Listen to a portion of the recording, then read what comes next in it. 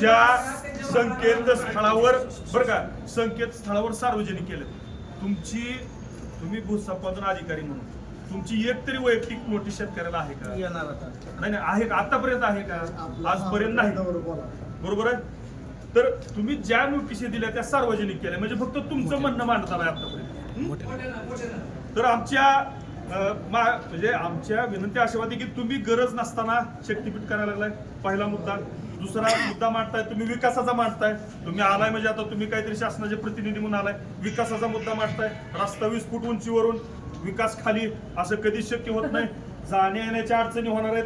शेतकऱ्याला वळसा घालून यावं जावं लागणार आहे. पाण्याच्या अडचणी तयार होणार आहेत. त्याच्यानंतर मोबदल्यास तर आम्हाला बोलायचं पण विषय बी घ्यायचा नाही कारण आम्ही सुरत चेन्नई बघितले काय त्या शेतकऱ्यांच्या वाट लावली. ते शेतकऱ्यांचे प्रपंच उद्ध्वस्त केले सरकारनं. हे आम्ही समोर बघितलेलं आहे. त्याच्यानंतर जमिनीचे तुकडे होणार आहेत. बरोबर आहे. त्याच्या जमिनीचं सरळ जमीन असली त्याच्यातून मधून जाणून त्याचं वाटोळं होणार आहे. त्याच्यानंतर रेखांकन करताना सर्व्हिस रोडचा कुठं उल्लेख नाही तुमच्याकडे. तुम्ही तुमचंच म्हणणं मांडताय. त्या खालच्या शेतकऱ्यांनी जायचं कसं? एका शेतकऱ्याचं खाली एकरभर जमीन असत्या, वरी एकरभर असत्या. त्यानं खालच्या तुकड्यातनं वरच्या तुकड्यात जायचं तर 4 किलोमीटर फिरून येणार. त्याच्या पिढ्यानपिढ्याची अवस्था वाईट होणार. बरोबर आहे. त्याच्या पुढचा मुद्दा आहे तुम्ही रेडी रेकनर सांगायला लागला आम्हाला 3 पट 5 पट 6 पट.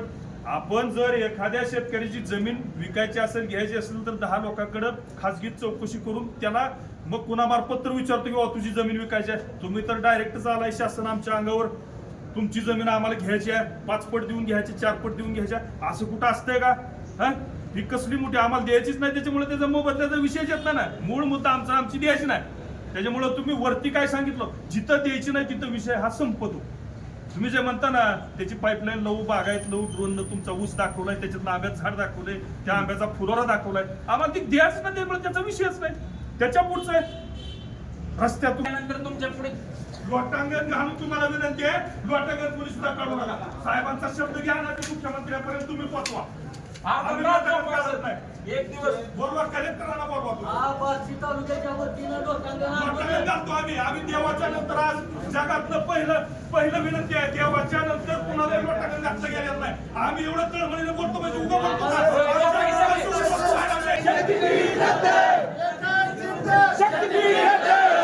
जमीन आमच्या बापाची नाही कुणाच्या हक्काची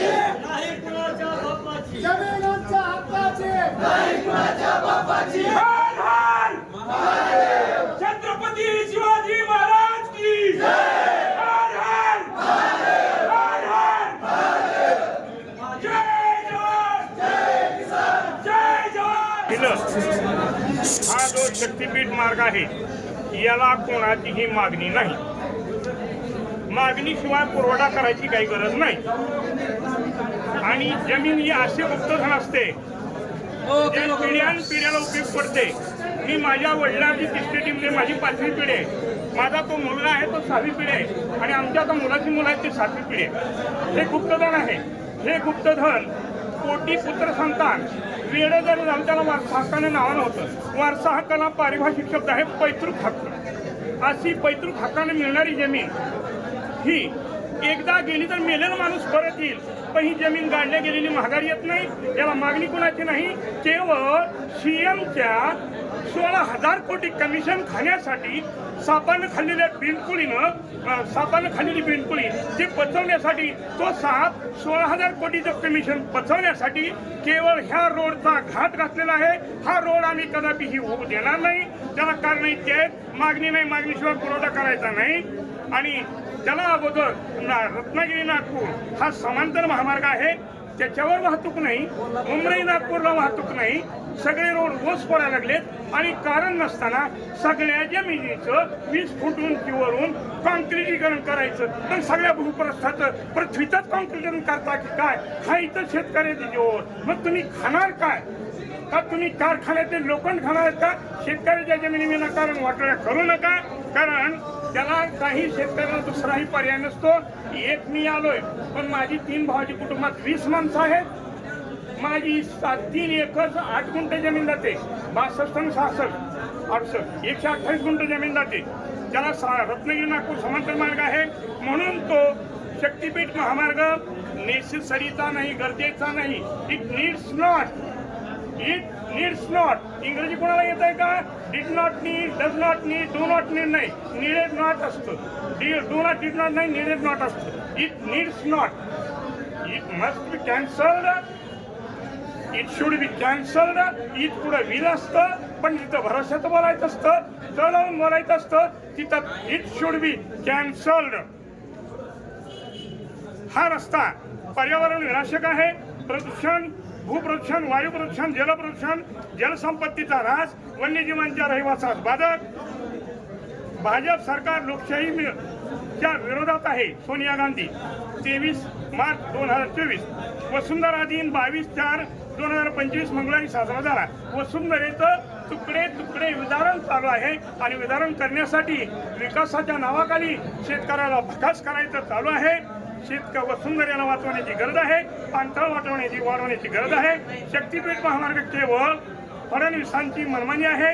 विकासाच्या आडून शेतकऱ्याला उद्धस्त करणार आहे. सीएम कायदा हातात घेऊन लोकशाहीचा खून करत आहेत. हे केवळ संविधान हत्याकांड आहे. जर माग इंदिरा गांधीनं मार्च 75 का एप्रिल 75 ते 77 पण 26 महिने आणीबाणी लावली होती. त्या इंदिरा गांधीच्या विषयी 25 जून 1924 हा संविधान हत्याकांड दिन म्हणून साजरा केला. हे कसलं शेतकरी हत्याकांड आहे? इंदिरा गांधीचं संविधान हत्याकांड दिन बरं होतं, त्याच्यापेक्षा हे मोठ्यात मोठं शेतकरी हत्याकांड आहे. शक्तीपीठ महामार्ग केवळ फसवणुकीचा फडणवीसाची मनमानी आहे. सीएम कायदा घेऊन लोकशाहीचा खून करत आहेत. हे केवळ संविधान हत्याकांड आहे. काही शेतकरी, काही म्हणजे कित्येक सहकुटुंब संपवले जाणार आहेत. माझ्या 3 भावांच्या कुटुंबात 20 माणसे आहेत. गट नंबर 228, 232, 230 जाणारे क्षेत्र 128 गुंठ आहेत. तरी असा अनावश्यक कोणाचीही मागणी नसलेला शक्तीपीठ महामार्गाला आम्ही सर्व शेतकऱ्यांचा सपशेल विरोध आहे. तो कायमचा रद्द करावा. It should be permanently cancelled.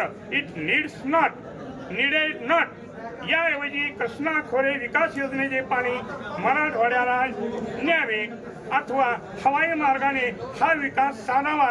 पण अनेक शेतकऱ्यांचे पिढ्यानपिढ्या खपलेले पूर्वज व आम्ही वंशज, आमचे वंशज यांचे जीवन बकास उद्ध्वस्त करू नये ही आमची कळकळीची विज्ञापना.